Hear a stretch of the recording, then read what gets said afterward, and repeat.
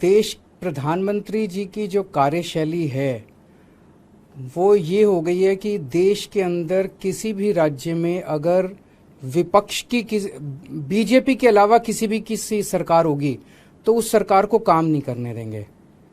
ये बहुत ज़्यादा खतरनाक है।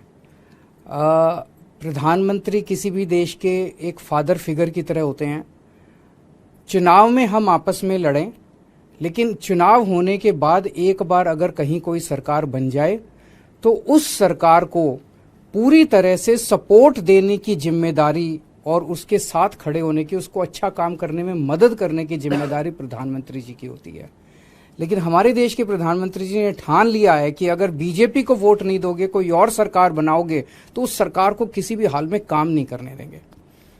एक तो वो ये करते हैं कि अगर किसी और की सरकार बन जाए बीजेपी के अलावा तो उसके सारे नेताओं के ऊपर ईडी और सीबीआई छोड़ देते हैं, उनको गिरफ्तार कर लेते हैं, उनको तरह तरह से प्रताड़ना करते हैं, तरह तरह से तंग करते हैं, उनकी पार्टी तोड़ देते हैं, उनकी सरकार गिरा देते हैं। पूरे देश में कई जगह ये देखने को मिला, गोवा में देखने को मिला, महाराष्ट्र में देखने को मिला, कर्नाटक में देखने को मिला। एक के बाद एक राज्य के अंदर जहां नॉन बीजेपी गवर्नमेंट बनती है वहां पे ईडी और सीबीआई को छोड़ के और उनको गिरा दिया जाता है। ईडी और सीबीआई को छोड़ते हैं, नेताओं को डराते हैं। अगर नेता बीजेपी में आ जाए तो सारे मामले बंद हो जाते हैं।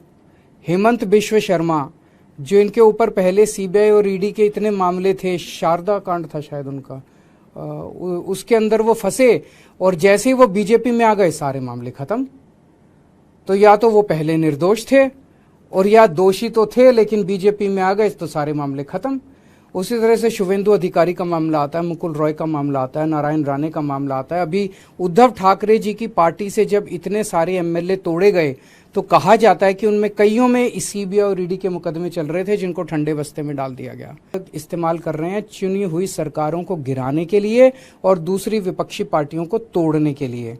दिल्ली के अंदर जिस तरह से इन्होंने मनीष सिसोदिया जी और सत्येंद्र जैन जी को गिरफ्तार किया, दोनों के पास शुरू में इन्होंने बहुत लोग भेजे कि केजरीवाल का साथ छोड़ दो और आप बीजेपी भारतीय जनता पार्टी के अंदर आ जाओ। केजरीवाल आज अगर वो दोनों मेरा साथ छोड़ के और बीजेपी में चले जाते तो आज वो जेल में नहीं होते, उनके ऊपर किसी तरह के मुकदमे नहीं होते। तो जाहिर तौर पे उनके ऊपर जितने मुकदमे हैं सारे झूठे हैं, लेकिन वो भी डटे हुए हैं।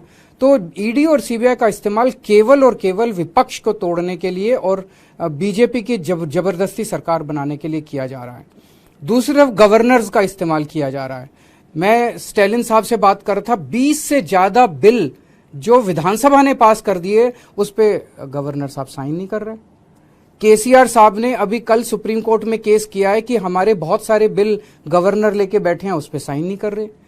पिनरई विजयन साहब के कई सारे वाइस चांसलर्स की नियुक्ति उन्होंने रद्द कर दी। ऐसे चुनी हुई सरकारें कैसे? ममता दीदी परेशान है, नीतीश कुमार जी से मैं बात कर रहा था, वो परेशान है। दिल्ली के लेफ्टिनेंट गवर्नर समझते हैं कि सुप्रीम कोर्ट और संविधान को वो मानते ही नहीं है, वो खुलेआम कहते घूम रहे हैं कि मैं सुप्रीम कोर्ट और संविधान। ऐसे देश कैसे चलेगा? तो अगर देश का प्रधानमंत्री नॉन बीजेपी सरकारों को काम नहीं करने देगा और अवरोध रोज पैदा करेंगे देश के प्रधानमंत्री, तो इस तरह से तो देश के लिए बहुत खतरनाक स्थिति है।